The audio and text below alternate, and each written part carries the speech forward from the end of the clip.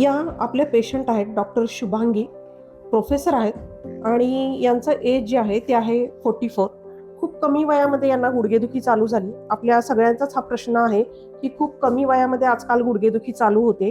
याचं एक सगळ्यात महत्त्वाचं जे कारण आहे ते म्हणजे गुडघ्यावरती पडणारा आपला अतिरिक्त ताण किंवा आपला जो जॉईंट आहे तो कायम सतत कामामध्ये राहतो किंवा वर्किंगमध्ये राहतो. तर हे बेस्ट एक्झाम्पल आहे. एक म्हणजे त्यांचं जे कामाचं शेड्यूल आहे ते स्वतः प्रोफेसर आहेत, त्यामुळे त्यांना 3 ते 4 तास कंटिन्यू स्टँडिंग पोझिशनमध्ये राहावं लागतं.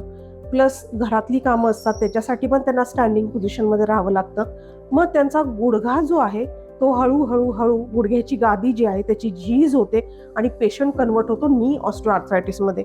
पण याची सुरुवात जर आपण पाहिली तर सुरुवातीला थोडेसे पेन होतात, पण ते आपल्या सगळ्याच लेडीजकडून निग्लेक्ट केले जातात की दुखतंय ना तर काही पेन किलर घ्या, बाम घ्या किंवा तेल घ्या, ते लावा आणि मग पेन सहन करत बसा किंवा दुर्लक्ष करा. मग हळूहळू होतं काय की नी ऑस्टिओआर्थरायटिसमध्ये त्याचे चेंजेस व्हायला लागतात.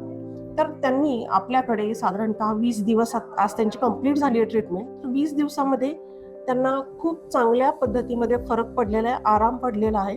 तर त्यांच्याकडून आपण जाणून घेऊया की त्यांनी कशा पद्धतीने ट्रीटमेंट त्यांची पूर्ण केली आणि त्यांना आता फरक जो आहे तो कशा पद्धतीने पडलाय आणि त्या पुढे ट्रीटमेंट नंतर पुढे आपण त्यांना काय सजेस्ट करतो किंवा कोणकोणती पथ्य पाळायची आहेत, कोणकोणते ट्रीटमेंट पुढे करायचे आहेत, हे आपण त्यांच्याशी आज जाणून घेऊया.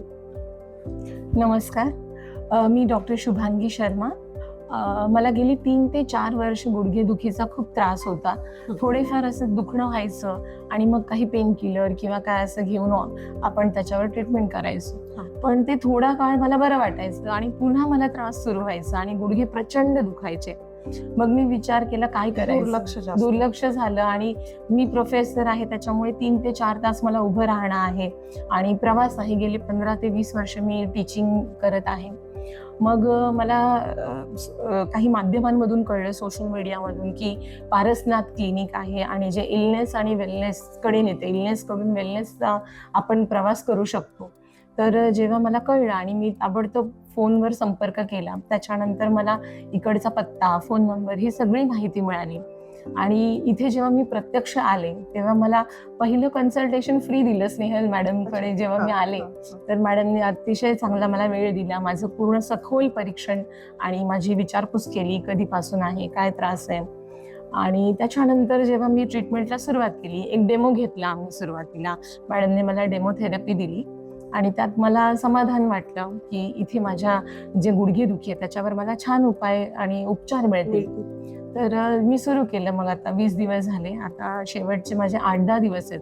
तर त्याच्यामध्ये जी ओव्हरऑल ट्रीटमेंट दिली जाते, म्हणजे थेरपी असेल, कलोन थेरपी असेल, लेप असेल, या सगळ्या गोष्टी इतक्या छान केल्या जातात.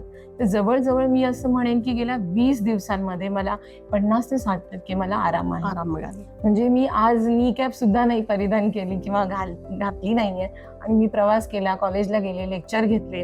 आता तिथून इथे परत ट्रीटमेंटसाठी आले, जे माझं दैनंदिन शेड्यूल आहे. नेरूळ ते अंबरनाथ ते वाशी, आता वाशीवरून परत नेरूळला.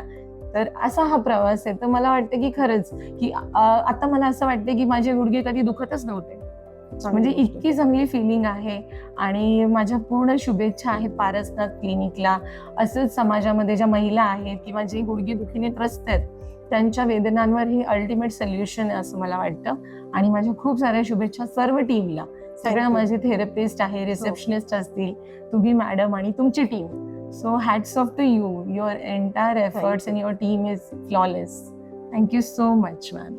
थँक्यू. आणि ह्या व्हिडिओतर्फे मला सगळ्या महिलांना सांगायचं आहे, मेन म्हणजे की ज्या महिला घरातलं सुद्धा कामं करतात, प्लस त्या बाहेरचं पण वर्क असतं, त्यांना रोजचं टार्गेट पण असतं, रोजचा त्यांचा ट्रॅव्हलिंग पण असतं आणि त्याच्यातून या अशा काही महिला आपल्याकडे ट्रीटमेंटसाठी येतात. तर यांच्यासाठी हॅट्स ऑफ. म्हणजे आपल्याकडे ट्रीटमेंट घेणं एवढं काही सोपी गोष्ट नाहीये. रोज यांना ट्रीटमेंटसाठी यावं लागतं, पण त्यांनी ते केलेलं आहे आणि आज ते गुडघेदुखीपासून मुक्तता मिळवण्याच्या मार्गावर आहेत. Thank you so much. Thank you madam. Thank you.